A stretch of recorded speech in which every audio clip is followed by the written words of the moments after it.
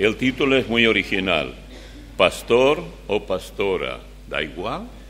La pregunta al final. ¿Da lo mismo que sea pastor o pastora? Bueno, vamos a tocar un texto que tal vez muy raro que a alguien de los presentes se haya ocurrido, es decir, que tiene que ver con pastora.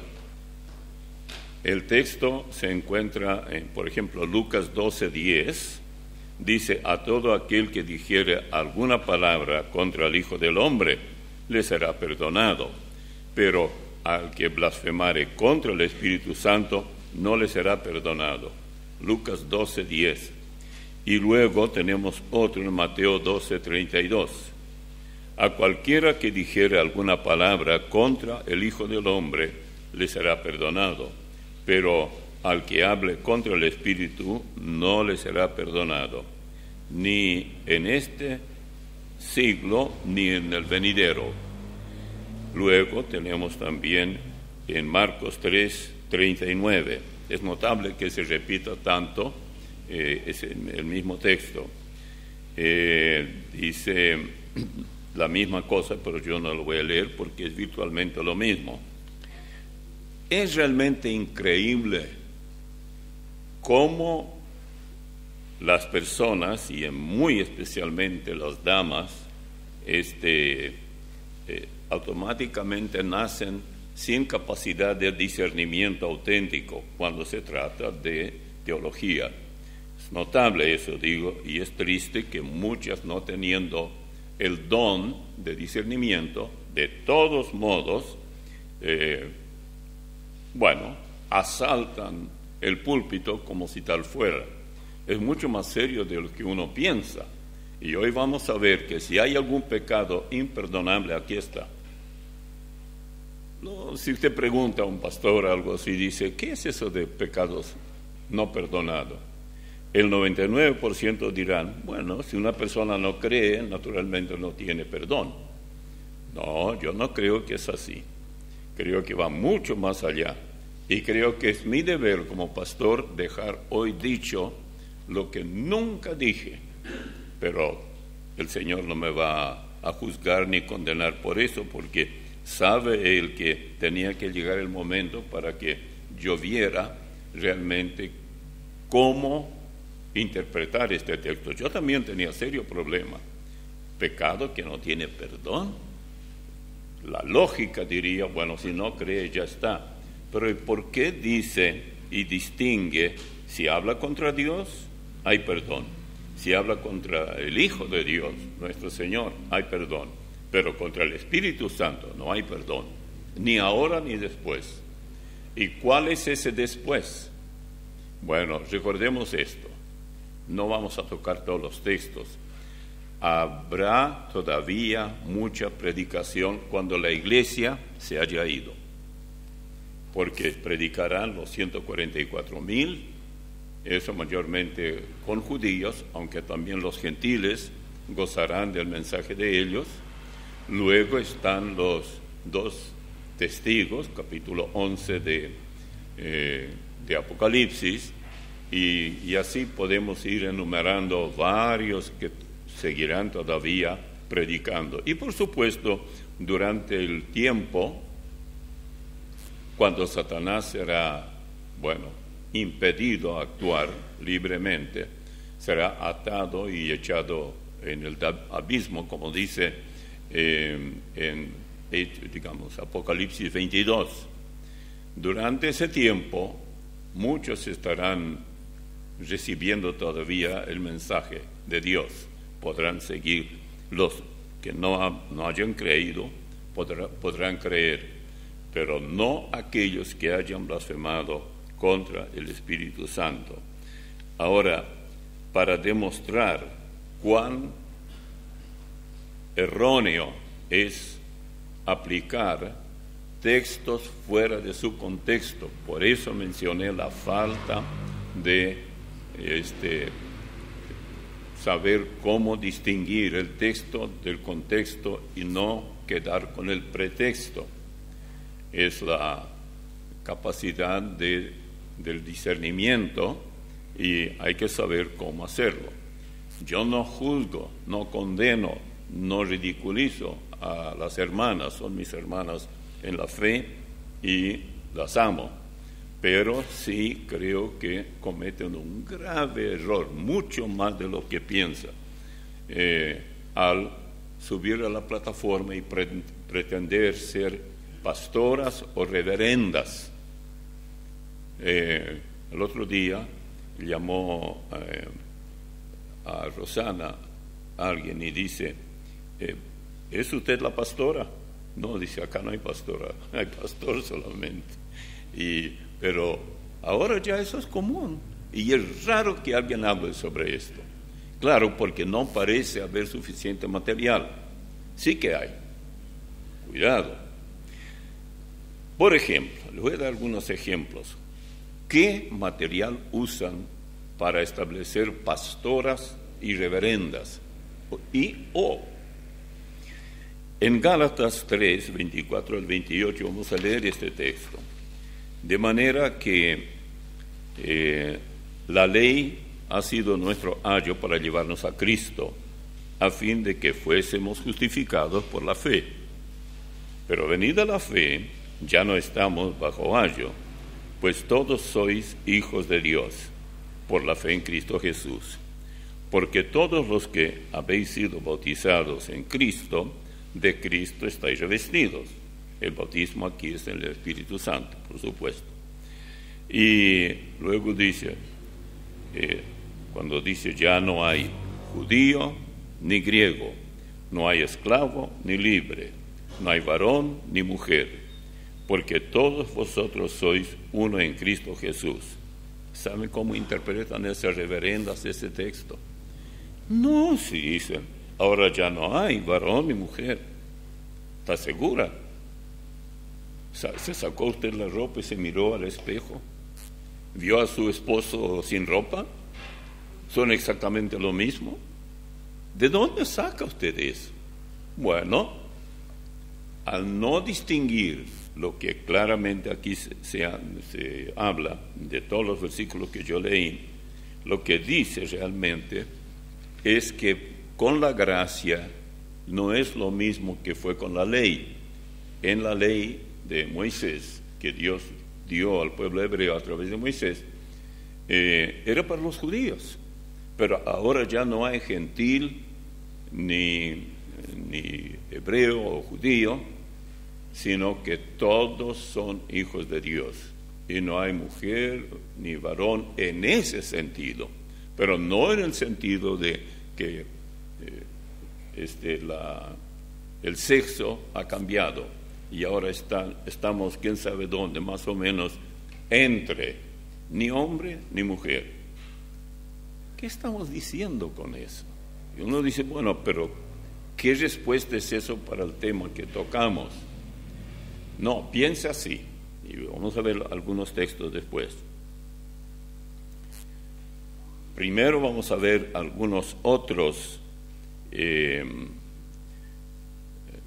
argumentos que usan, y el error, que es difícil de creerlo debido a la ignorancia de cuantos invocan el caso de Débora. Ese caso está en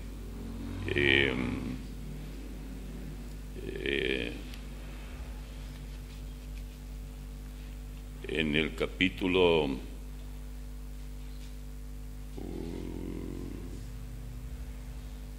me escribió mi secretaria Jueves, y no hay capítulo que se llame Jueves, ¿no?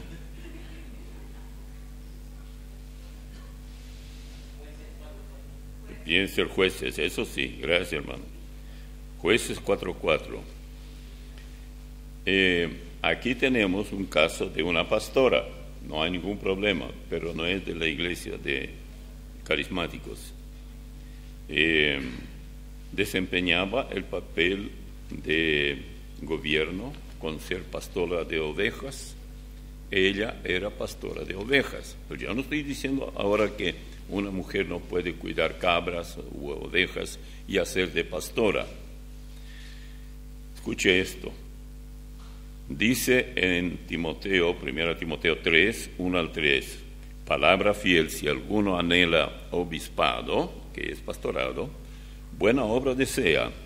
Ahora, pero es necesario que el obispo sea irreprensible, marido de una mujer, sola mujer, sobrio, prudente, decoroso, hospedador, apto para enseñar. ¿Son aptos para enseñar las mujeres en el campo teológico? Alguien dirá, ¿usted está subestimando nuestra capacidad? No. Con esto ocurre algo muy parecido al oído musical. Usted habrá escuchado a veces cuando se supone que haya armonía, cuando uno canta solo, bueno, no importa, puede bailar como un cordero o algo así, pero cuando se trata de hacer armonía, allí cambia la cosa. Una sola persona puede arruinar todo, y cualquier persona que tiene buen oído musical dirá, bueno, ellos tienen buenas cuerdas vocales, pero alguien allí está arruinando todo. A mí me tocó dirigir coro por algún tiempo. Al momento uno se da cuenta. Yo digo, bueno, yo a veces no sé quién es. ¿Quién está haciendo aquí, estropeando todo, arruinando todo? Estamos trabajando y mínimo siempre había 4 voces, soprano, alto, tenor y bajo. Todas estas 4 voces tienen que hacer perfecta armonía. Si alguien anda sin saber por dónde, y eso no se arregla. En el caso de la interpretación sí se puede arreglar, pero la cuestión oído, una persona nace así.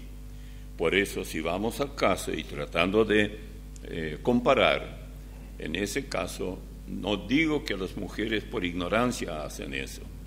Simplemente Dios las hizo para que ellas sean esposas, ayuden al esposo, y nunca tanto como cuando está el esposo en la obra, sobre todo en el pastorado. Es una tarea muy difícil, y si el esposo no tiene la ayuda de su esposa, va a fracasar, porque ella es la primera que tiene que realmente ayudarle. Nosotros leímos recién en 1 Timoteo 3, 1 al 3. Notemos bien la expresión que Pablo usa.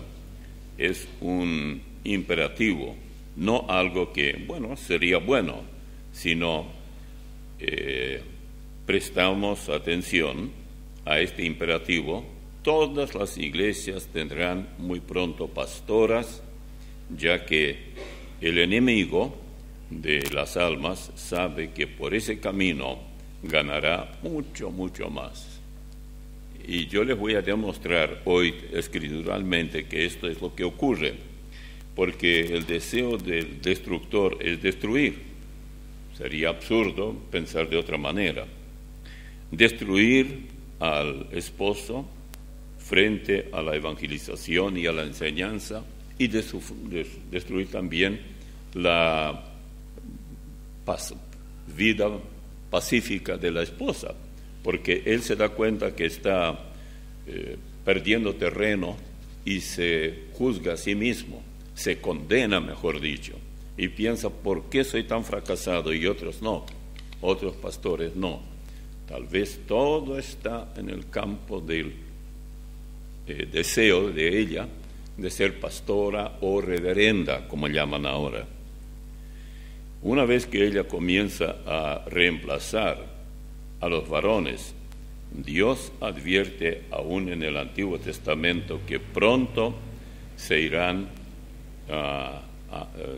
se unirán a ella, mejor dicho, los jóvenes también, no estará sola. Y eso es lo que el diablo quiere. Fíjense lo que dice en Isaías capítulo 3, versículos 4 y 12. Y les pondré jóvenes por príncipes, y muchachos serán sus señores. Los opresores de mi pueblo son muchachos, y mujeres se enseñorearon de él. Pueblo mío, los que te guían te engañan, y tuercen el curso de tus caminos. Esto en Isaías 3, 4 y 12. En los versículos 25 al 38 dice: pero venida la fe, ya, esto en Gálatas, no estamos bajo ayo, pues todos sois hijos de Dios por la fe en Cristo Jesús, porque todos los que habéis sido bautizados en Cristo, de Cristo estáis revestidos. Ya no hay judío ni griego, no hay esclavo ni libre, no hay varón ni mujer, porque todos vosotros sois uno en Cristo Jesús. Qué linda reputación tienen las mujeres y los jóvenes. Dos problemas. A la mujer se impide terminantemente asumir el papel de pastora o reverenda, como llaman ahora a los que están al frente de una iglesia. Y los jóvenes, no tengo nada en contra de ellos. El problema es que no tienen experiencia y no tienen interés como tienen interés los mayores. Hemos vivido nuestros años, que son bastante en algunos casos, y hemos visto en otros también, y a veces hemos sufrido no solamente en el aspecto espiritual y emocional, sino aún físico. Yo, por ejemplo, no tengo las fuerzas que tenía a los 27 años cuando comencé el ministerio. Era muy fácil. Acá mismo en Paraguay viajaba, ni recuerdo cómo se llamaba el lugar, era al interior, no era muy lejos, pero ahora ya no lo haría sino más, porque había que caminar un tramo y yo hasta miedo tengo a caminar porque a uno lo descuartizan por ahí en cualquier lado. Entonces, ahora si usted es madre y tiene 5 hijos, por ejemplo, Dios le da esa iglesia. Sus 5 hijos son miembros de su iglesia. Allí sí, allí usted tiene. Solamente que va a tener que cambiar pañales, a veces a cualquier hora de la noche. En eso no se puede fijar horario, ni nada de esto. Hay que amamantarlos y todo eso. Ese es su pastorado. Ahí sí. Pero usted no tiene ningún derecho de asumir el pastorado donde hay una audiencia mixta. Me estaba contando mi hermano que allá en Australia había un pastor muy estricto. Tenían una reunión de damas, solamente damas. Era una iglesia estrictamente bíblica y esas damas vinieron de varias otras ciudades y no había hombre allí, solamente mujeres. Y la mujer que hablaba era la esposa del pastor. Cuando llegó él, subió a la plataforma, ella bajó y se fue y se sentó. Eso es lo correcto. Ella sabía su lugar. Él no necesitaba decirle nada, porque así es lo correcto. Hay zonas o lugares en la iglesia para las damas también, pero no donde hay varones, especialmente varones mayores. Ahora, si se trata de chicos, esa es otra cosa, no hay problema allí, pero probablemente no entiendan lo que se está diciendo a los ya mayores, que tal vez necesitan enseñanza. Pero lo más peligroso es la falta de discernimiento. No pueden. Hay muchos hombres también que dicen cualquier disparate, mientras menos atenerse al contexto. Muchas veces hay textos que no se entienden, pero por el contexto sí. El mismo texto que tomamos, que cualquiera que hable contra el Espíritu Santo no tiene perdón, pero contra el Padre y el Hijo sí tienen perdón. ¿Cómo uno va? Si apenas que siempre repitamos lo mismo del loro, que bueno, si no recibió a Cristo por Salvador, no tiene perdón. ¿Quién no sabe eso? Pero ahí hay algo mucho más serio, mucho más serio. La dama, la hermana que está metiéndose en ese terreno, aunque sea una iglesia completamente mundana, bueno, como el caso de los carismáticos, por ejemplo, y otros también, otros grupos, Hay mucha gente que viene pensando que es un lugar donde alimentarán su alma, escucharán la palabra. Ahora, ¿qué piensa usted que ellos piensan? Que es la palabra de Dios. Ya salieron de un lugar de ídolos y todo esto, y fueron a otro ambiente. Cuando usted va a un restaurante, usted pide alimento, y usted dice, a mí me recomendaron que vaya aquí, y yo vengo porque es muy bueno el alimento aquí, y no me importa lo que cueste, pero yo vengo aquí por esa razón. Y luego si usted quiere invitar a alguien, dirá lo mismo. Te aconsejo que vengas conmigo, yo te mostraré. Yo haría también eso, solamente con una diferencia. Diría, ven conmigo y tú pagas, yo como. Así que así funciona muy bien. Pero en lo espiritual, estamos alimentando espiritualmente, tratando que la persona realmente sea edificada en alguna forma. Otras, digamos así, colegas que las pastoras modernas dicen haber encontrado en la Biblia y que tiene que ser reverenda, pastora, es Débora. En Jueces 4 y 5 dice así: gobernaba en aquel tiempo a Israel una mujer, Débora, profetisa, mujer de Lapidot, y acostumbraba a sentarse bajo la palmera de Débora entre Ramá y Betel, en el monte de Efraín. Y los hijos de Israel subían a ella a juicio. Eso en Jueces 4 y 5. Ahora, ¿qué tiene que ver este cuadro con las pastores de nuestros días? Nada. Pero cuando una persona no tiene discernimiento, va a decir, ve, había pastoras, Débora. ¿Dice aquí que ella estuvo pastoreando una iglesia? No, igual como Raquel.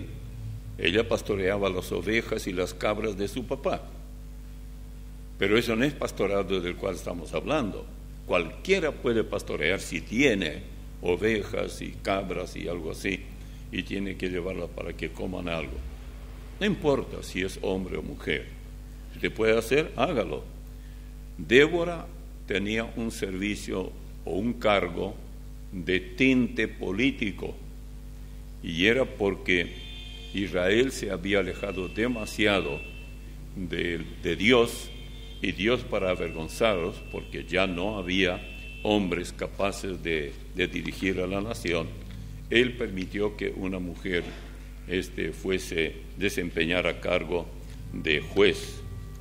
Los jueces en esa época se sentaban a la puerta de la entrada a la ciudad, porque la ciudad estaba amurallada, protegiéndola de cualquier invasión o cosa por el estilo.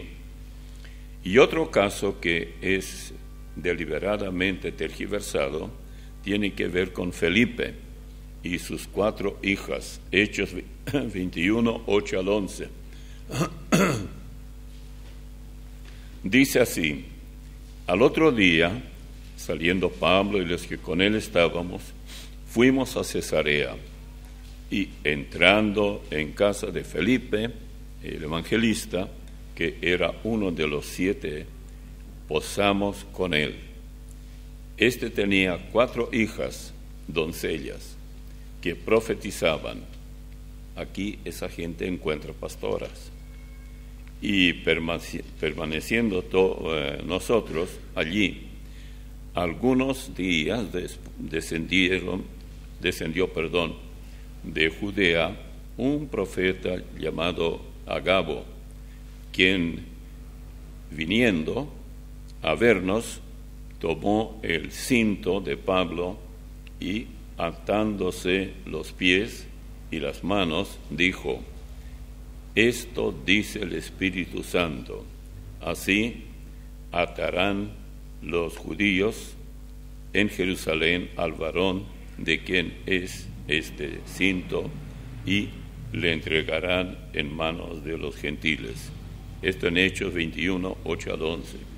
Bueno, estas hijas de un tal Felipe, ellas profetizaban, tenían ellas congregaciones, eran pastoras.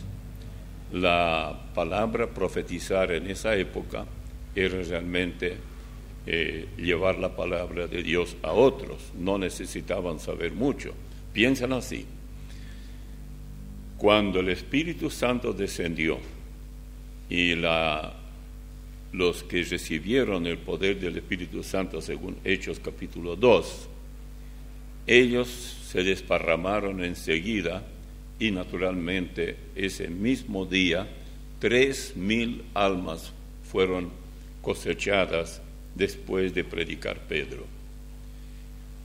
¿No creen ustedes que también esos 3,000 fueron, junto con otros, también fueron salvos y salieron primero a Jerusalén, Judea, Samaria y lo que se llamó entonces hasta el fin del mundo?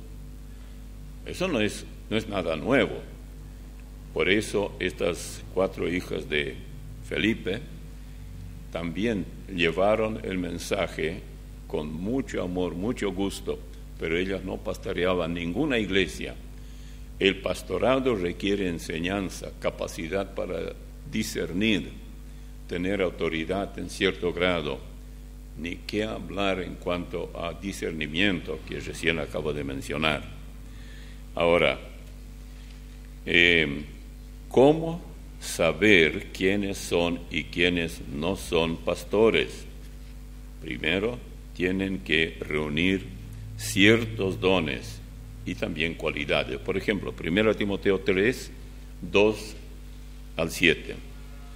Pero es necesario, habla del pastor o tal vez obispo, que es la misma cosa, que el obispo sea irreprensible, marido de una sola mujer, sobrio, prudente, decoroso, hospedador, apto para enseñar, no dado al vino, no pendenciero, es decir, no busca pleitos, no codicioso de ganancias deshonestas, sino amable, apacible, no avaro, que gobierne bien su casa, que tenga sus hijos en sujeción con toda honestidad. Pues el que no sabe gobernar su propia casa, ¿cómo cuidará de la iglesia de Dios? No un neófito, es decir, nuevo en la fe, no sea que envaneciéndose caiga en la condenación del diablo. También es necesario que tenga buen testimonio de los de afuera, para que no caiga en descrédito y en lazo del diablo. Todo esto en 1 Timoteo 3, 2 al 7. Ahora, notemos lo que Pablo, por inspiración divina, escribe a Timoteo, cómo él tiene que corregir algunas cosas allí y ubicar las cosas en su lugar. Palabra fiel, si alguno anhela obispado, buena obra desea, pero es necesario, no es algo opcional, es necesario que el obispo, o sea, alguien que acepta porque quiere, acepta hacer responsabilidad, sea irreprensible, marido de una sola mujer, sobrio, prudente, decoroso, hospedador, apto para enseñar, no dado al vino, no pendenciero, no codicioso de ganancias deshonestas, sino amable, apacible, no avaro, que gobierne bien su casa, es decir, la familia, que tenga a sus hijos en sujeción con toda honestidad. Bien, en líneas generales, Pablo les dice lo que sigue. Y él dice que desear el ministerio está bien, porque buena obra desea. Luego vienen los requisitos. No es cuestión de yo quiero ser pastor y ya está. No un polígamo, ni bígamo, ya que en aquellos tiempos, y especialmente en las regiones donde se levantaron iglesias de los gentiles, que se llama hoy paganos, tenían tales prácticas, tenían tantas esposas cuantas podían mantener. Un obispo siempre tenía cierta autoridad, de manera que lo que enseñaba a otros debía vivirlo él mismo.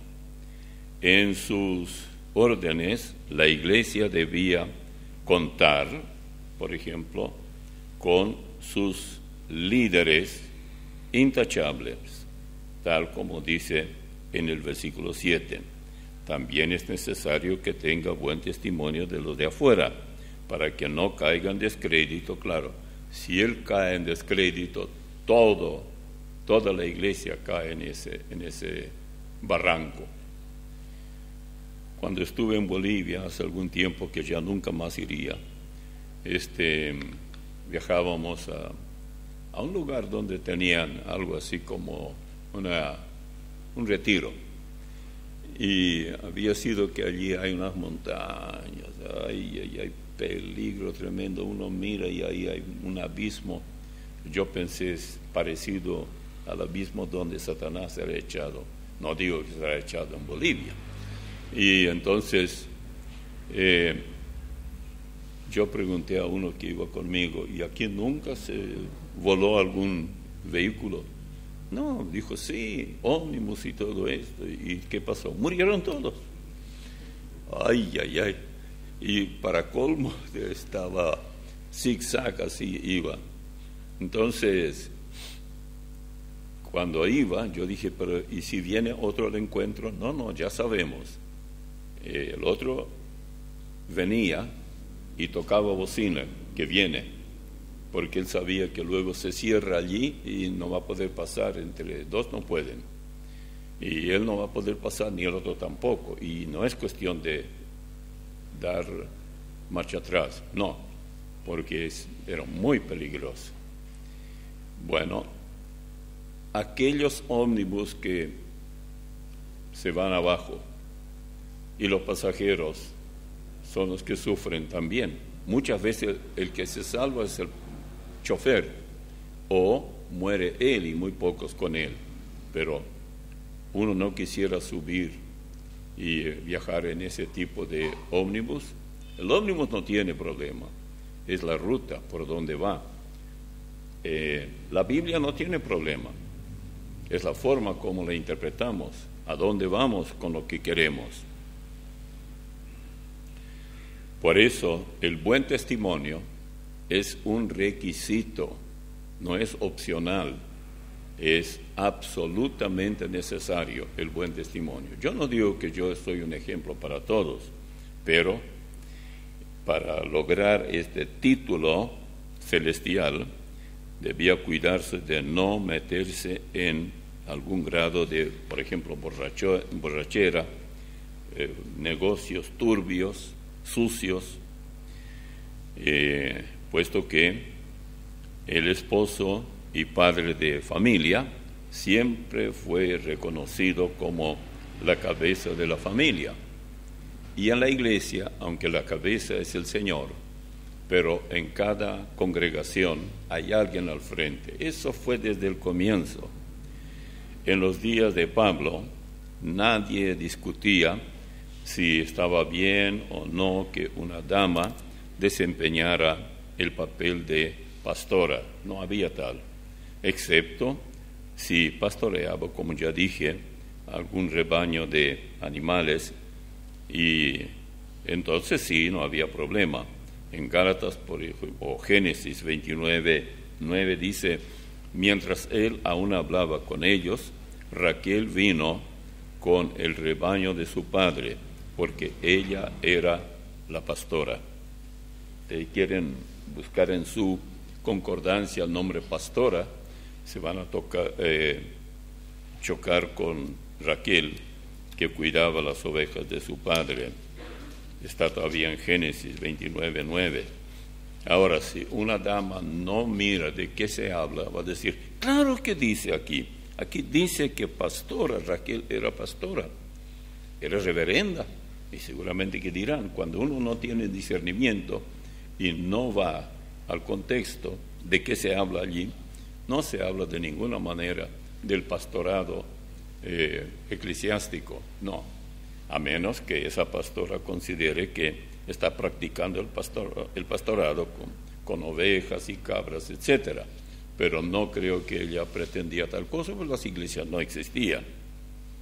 Pablo escribió a Tito también, y él prácticamente las mismas palabras o los mismos consejos.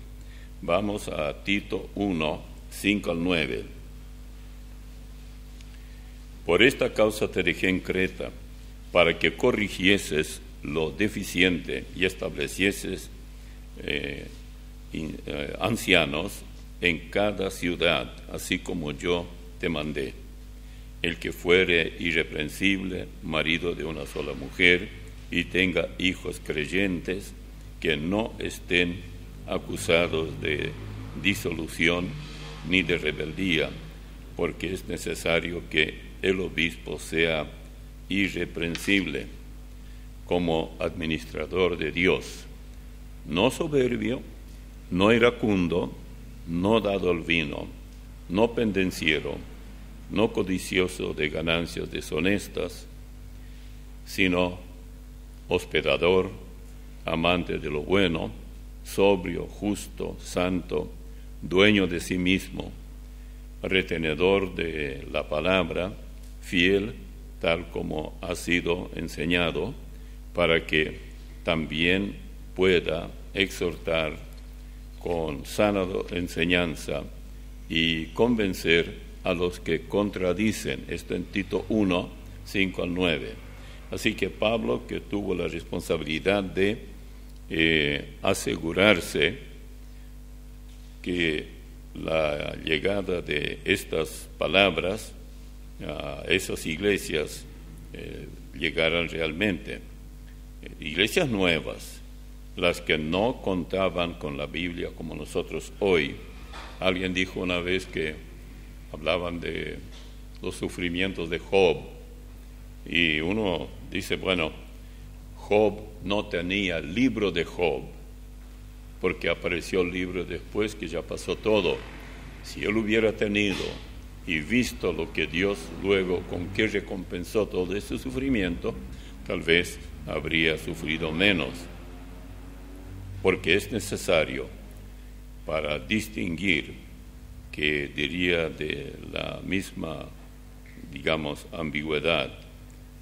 Él nos dice, es optativo, pero es bueno que el ministro, obispo o pastor sea tal y tal. Nunca se menciona a la esposa o a la mujer. Se habla de ella como esposa del ministro, pero no como pastora.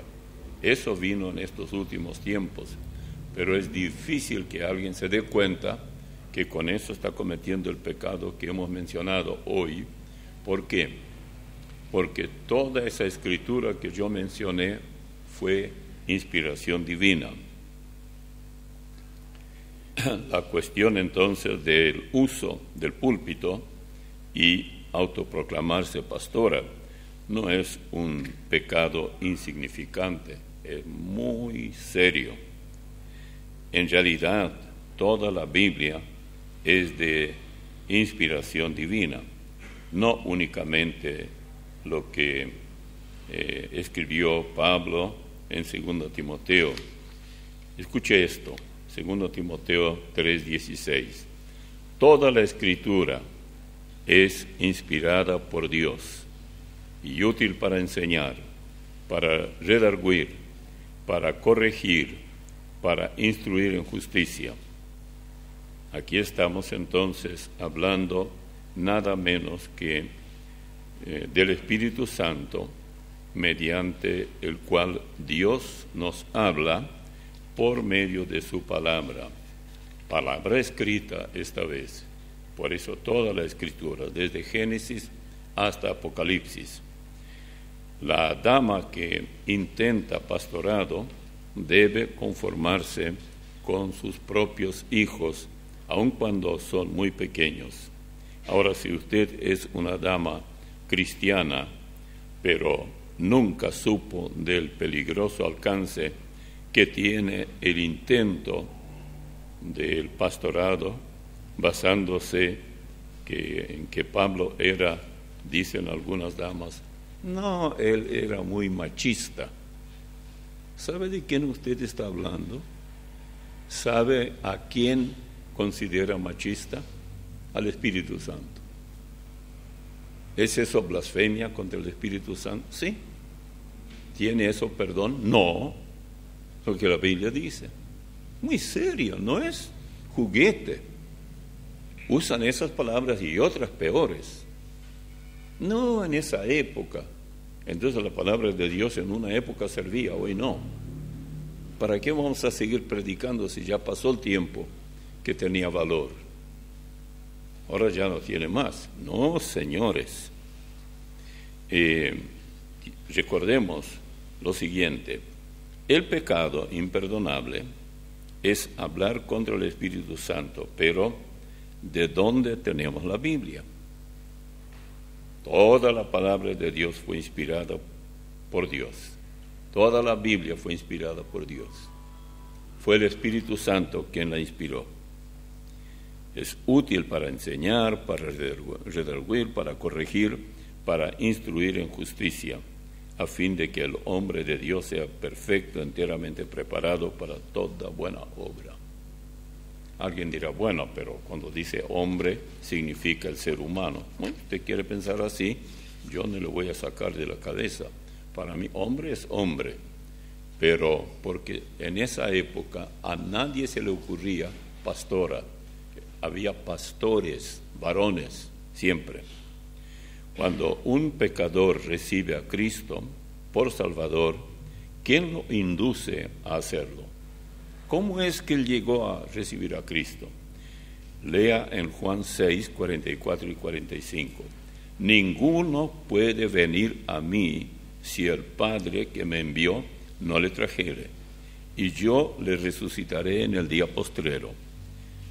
Escrito está en los profetas, y serán todos enseñados por Dios. Así que todo aquel que oyó al Padre y aprendió de él, viene a mí. Juan 6, 44 y 45. Al final de cuentas, nadie puede ser salvo porque, por decirlo así, Dios lo trae de la mano al mismo Señor. ¿Quién es el que opera aquí? El Espíritu Santo. Pero si una persona ridiculiza al Espíritu Santo, bueno, ¿cómo va a creer en aquel que es digno de ridiculez? No, está muy fuera de lugar. Si esto parece justificable a alguien, bueno, lea lo que dijo el mismo Señor en cuanto a la relación que tiene Él con el Padre.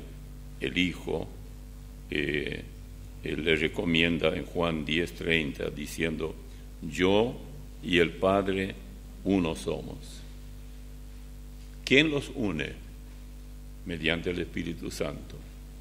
Porque el Espíritu Santo mueve al pecador a que vaya y obtenga el perdón.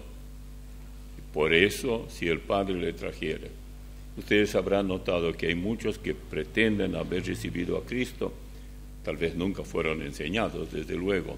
Entonces, dentro de poco son iguales o peores de lo antes de dar este supuesto paso de fe. ¿Por qué?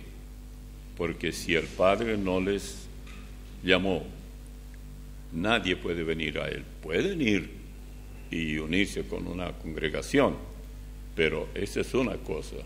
Poco y nada significa en lo que a salvación se refiere. Sí se expone la palabra, pero de ahí en más, ¿qué ha hecho?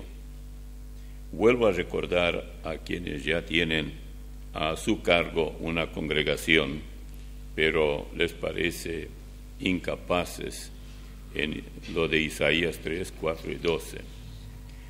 Les pondré, dice, jóvenes por príncipes y muchos serán a sus señores, muchachos serán sus señores, y el pueblo se hará violencia unos a otros.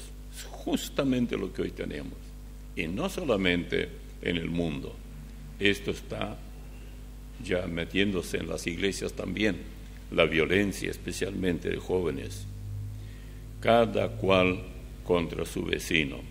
El joven se levantará contra el anciano y el villano contra el noble. Cuando alguno tomare de la mano a su hermano de la familia de su padre y le dijere: tú tienes vestido, tú serás nuestro príncipe, y así por el estilo. Y leemos ahora en el versículo 8: pues arruinada está Jerusalén y Judá ha caído, porque la lengua de ellos y sus obras han sido contra Jehová, para irritar los ojos de su majestad. La apariencia de sus rostros testifica contra ellos, porque como Sodoma publican sus pecados, no lo disimulan. Ay del alma de ellos, porque amontonaron mal para sí. Decid al justo que le irá bien, porque comerá de los frutos de sus manos. Ay del impío, mas él irá porque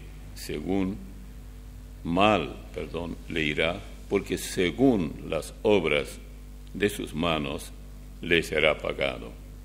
Los opresores de mi pueblo son muchachos y mujeres, se enseñorean de él. Pueblo mío, los que te guían te engañan y tuercen el curso de tus caminos. Es exactamente lo que ocurre hoy con reverendas y pastoras. Ellos engañan, ellas engañan. Los pastores liberales, así llamados, son más prisioneros del pecado que libres del pecado.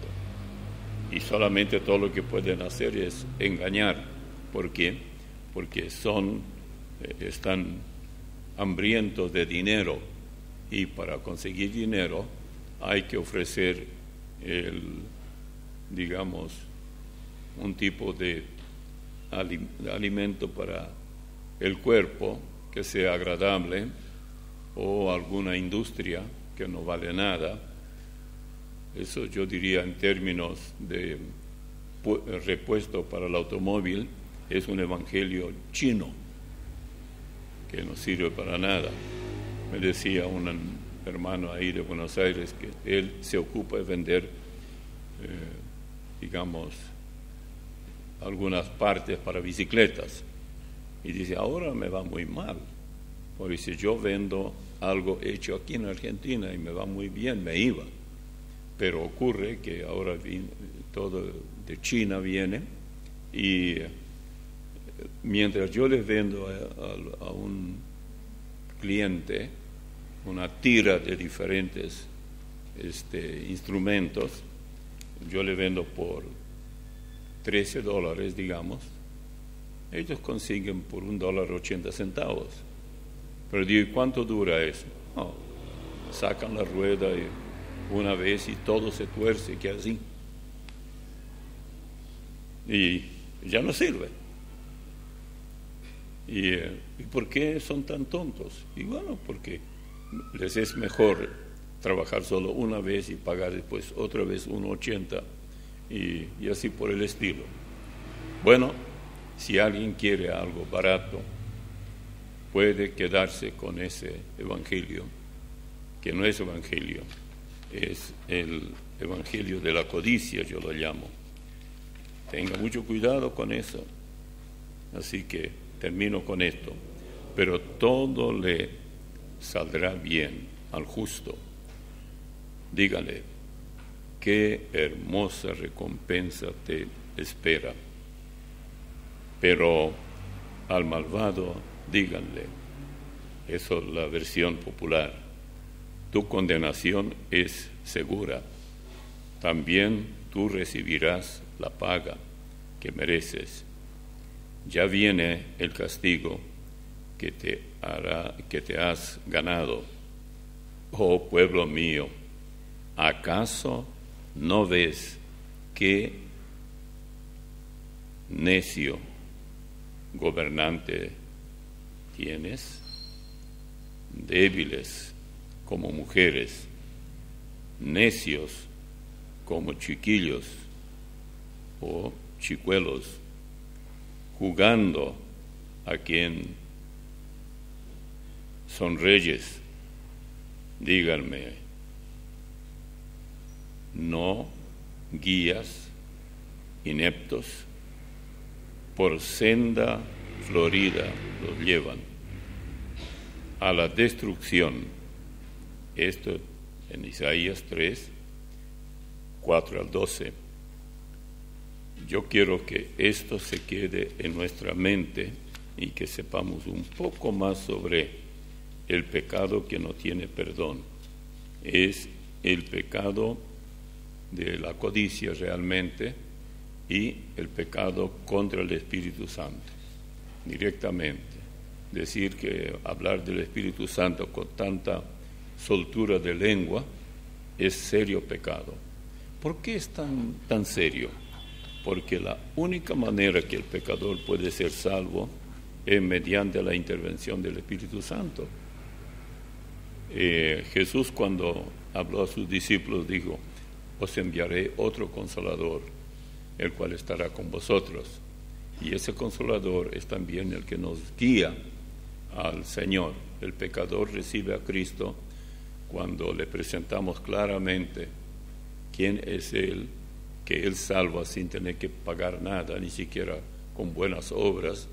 Él salva mucho antes de que nosotros vayamos a Él.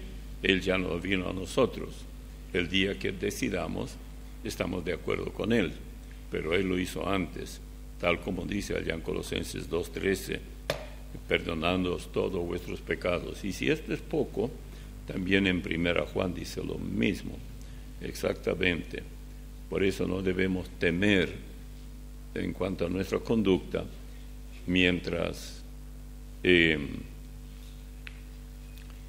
andamos por el camino que el Señor ha trazado. Si nos alejamos, bueno, esperemos las consecuencias, no digo en el futuro, ya mientras vamos rumbo a la tumba. En el versículo 9 de 1 Juan, capítulo 1, dice: si confesamos nuestros pecados, Él es fiel y justo para perdonar nuestros pecados y limpiarnos de toda maldad. Si decimos que no hemos pecado, le hacemos a Él mentiroso y su palabra no está en nosotros. Nada tenemos que ver con su palabra si creemos que no hemos pecado. Nosotros no es que fuimos, nosotros somos pecadores, éramos, somos y seremos. Por otro lado, el Señor nos salvó, nos salva y nos salvará. Sin Él somos un fracaso total. Solamente para eso servimos. Siempre pienso, lo único que traemos con nosotros en el nacimiento es el pecado. No hace falta ir a ninguna escuela y menos a la universidad para aprender a pecar. Mentir, robar, ser blasfemo, tener palabras groseras, todo esto, nadie nos enseñó. Sale solo. Así somos y se acabó.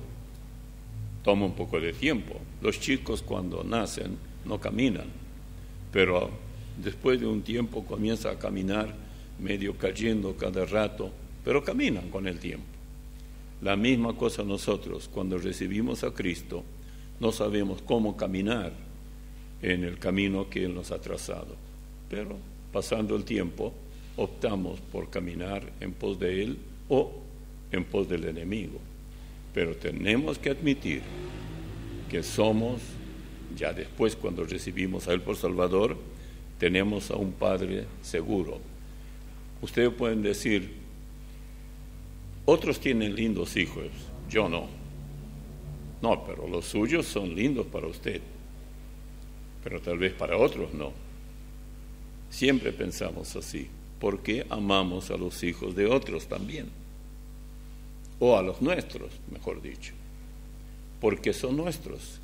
El Señor nos ama mucho, le pertenecemos a Él, y por eso Él nos perdona tanto, porque todos los días nos tiene que perdonar. Todos los días necesitamos de su perdón. Él nos salvó, sí, todos los días nos mantiene salvos. De lo contrario, habremos ya perdido toda esperanza de salvación. Que Dios nos ayude. Padre amado, te damos gracias por tu palabra y pedimos que tú nos enseñes cuál debe ser nuestra conducta para que te agrademos. Los tiempos corren velozmente, los años ciertamente lo mismo, y nosotros hay tanto todavía que quisiéramos hacer y llevar tu palabra a tantas almas que la necesitan con urgencia. Si hemos pecado contra ti, con ese pecado que no tiene perdón, tú sabes cómo perdonarnos y limpiarnos de toda maldad, incluso ese pecado. Tú sabes cómo hacerlo. Por eso confiamos en ti, dependemos de ti. Es cierto que hay hermanas que pueden ser muy buenas y dotadas de mucha capacidad, más que del esposo u otros hombres, pero tú simplemente estableciste de una manera y quieres que te obedezcamos. Enséñanos cuál debe ser nuestro proceder en todo. En el nombre de Jesús. Amén.